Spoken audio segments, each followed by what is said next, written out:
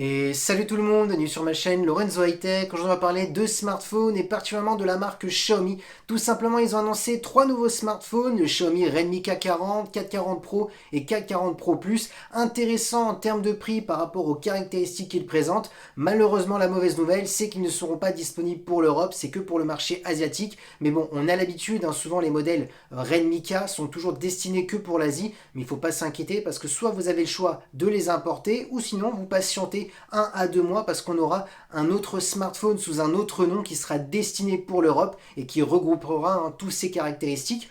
Maintenant, avant de commencer la vidéo, si vous n'êtes toujours pas de ma chaîne YouTube, abonnez-vous, allez 100% high-tech. N'oubliez pas d'activer la petite cloche de notification pour être alerté lorsque je publie une vidéo. Ou sinon ma page Instagram Lorenzo High-Tech, je donne souvent des informations, des promotions, tous en story. Et maintenant, c'est parti. Du coup, commençons par la face avant de ces trois smartphones. Et il n'y a rien à dire. Ils sont très jolis. On voit qu'on a des smartphones bord à bord, borderless. Ça va être intéressant pour regarder du contenu multimédia. Concernant les caractéristiques de la face avant, ça va être plutôt simple pour moi de vous les dire. Tout simplement, les caractéristiques de la face avant, ils sont identiques pour les trois. Les trois ont une diagonale de 6,67 pouces, donc des grands formats. En termes de définition, on est sur du Full HD+.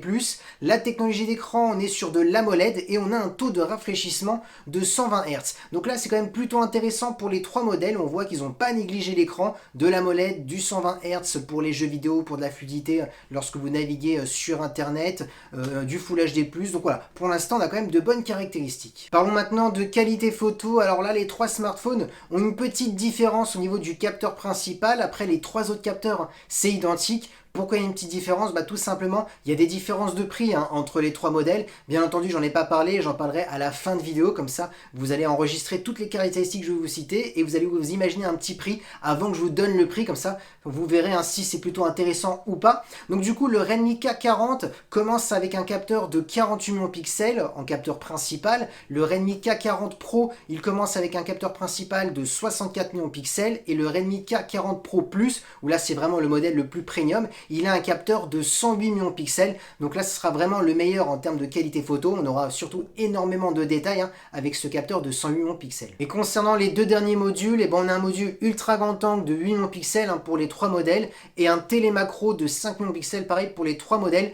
Concernant la vidéo, ça a été compliqué d'avoir des informations parce que vu que les conférences c'est basé en Chine, on a du mal à avoir toutes les informations. Donc pas d'informations pour la vidéo, mais c'est sûr qu'on aura de la 4K minimum et je pense de la 8K pour les modèles Pro et Pro Plus. Parlons maintenant des choses les plus importantes, c'est les performances. Alors est-ce que c'est intéressant? J'ai envie de vous dire oui. Alors le premier modèle, le Redmi K40 qui sera le modèle le moins cher, est plutôt intéressant. On aura soit 6 ou 8 Go de RAM. On aura comme processeur le Snapdragon 870 qui est un processeur qui est au-dessus du 865. C'est un peu la petite mise à jour. Donc certes, c'est pas le modèle le plus performant avec le Snapdragon 888, mais un modèle qui sera suffisant pour faire des jeux vidéo, des applications gourmandes. Donc un modèle plutôt polyvalent. Ensuite, concernant les performances du Redmi K40 Pro, on sera soit sur du 6 ou 8 Go de RAM.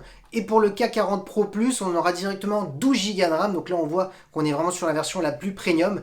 Par contre, les deux smartphones auront le Snapdragon 888 qui est actuellement le processeur de Qualcomm le plus performant pour faire des jeux vidéo, des applications gourmandes. Donc là, maintenant, on voit à peu près, vous arrivez à peu près à vous situer et à voir pourquoi il y a des différences. C'est le Snapdragon 870 pour le K40 classique et le K40 Pro et Pro Plus, ils ont le même processeur, le Snapdragon 888.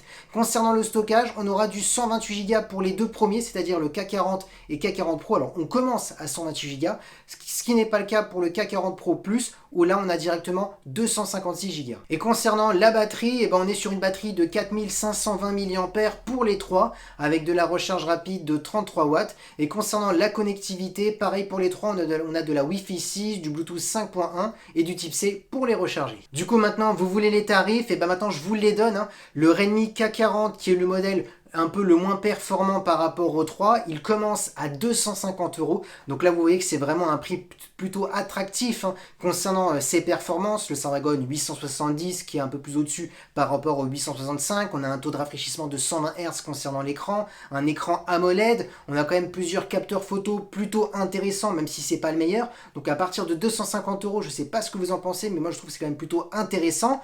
Ensuite, pour le Redmi K40 Pro, il commence à 350 €. Là, c'est intéressant parce qu'on a quand même le Snapdragon 888, le processeur le plus performant de Qualcomm pour faire des jeux vidéo, des applications les plus gourmandes. Donc ça passera sans aucun souci. Pareil, un écran de 120 Hz, un écran AMOLED. Là, un capteur photo principal un peu mieux par rapport au K40 classique. Là, on est quand même sur du 64 millions de pixels. Et concernant le Redmi K40 Pro Plus, où là, on est vraiment sur le plus premium, où là, on a un capteur de 108 millions de pixels. On a 12 Go de RAM, donc voilà, un peu plus de RAM par rapport aux deux autres smartphones. Alors, c'est vrai qu'il n'y a pas de grosse différence entre les trois à chaque fois, mais bon, on monte tout doucement en termes de palier. Et ben là, il commence à partir de 470 €. Donc moi je trouve que c'est quand même un prix plutôt très attractif. Du coup mon avis sur ces trois smartphones, et ben c'est comme chaque année. Chaque année je ne suis pas déçu des modèles Redmi K. Là j'ai envie de dire que le Redmi K40, K40 Pro et K40 Pro Plus sont vraiment intéressants les trois en termes de prix, parce qu'on commence quand même à 250 € et le plus cher c'est 470. On est en dessous la barre des 500 €, c'est quand même intéressant, surtout pour avoir le Snapdragon 888 quand même, c'est quand même intéressant. Donc voilà, on est sur trois modèles pour faire des jeux vidéo, des applications gourmandes, on est sur des modèles polyvalents, on a des beaux écrans pour les trois, même à partir de 250 € quand même pour le Redmi K40, je préfère quand même le rappeler, on est sur un écran AMOLED, 120 Hz, c'est quand même plutôt intéressant. Donc voilà, pour les personnes qui veulent importer l'un de ces trois modèles, et ben je dis oui, vous pouvez les importer parce que c'est vraiment des modèles très performants. Ou sinon, patientez pour les personnes qui ont peur d'importer depuis la Chine, vous inquiétez pas, d'ici 1 ou 2 mois je pense, on a toujours 2 mois de décalage, on aura 2 ou 3 modèles peut-être sous un autre nom qui arrivera en Europe.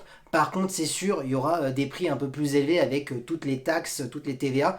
Donc voilà, maintenant ce que je peux vous dire sur ces trois smartphones, il fallait que je vous fasse cette vidéo pour vous tenir informé, parce que c'est vrai qu'il n'y a pas eu beaucoup d'informations sur internet de ces trois smartphones, vu que c'est des smartphones qui sont que destinés pour l'Asie. En tout cas, si la vidéo vous a plu, j'espère que c'est le cas, n'oubliez pas le petit pouce like, de vous abonner sur cette chaîne YouTube et d'activer la petite cloche de notification pour être alerté lorsque je publie une vidéo. Ou sinon ma page Instagram Lorenzo High Tech, je donne souvent des informations, des promotions, tout ça en story. Et maintenant je vous dis à très bientôt.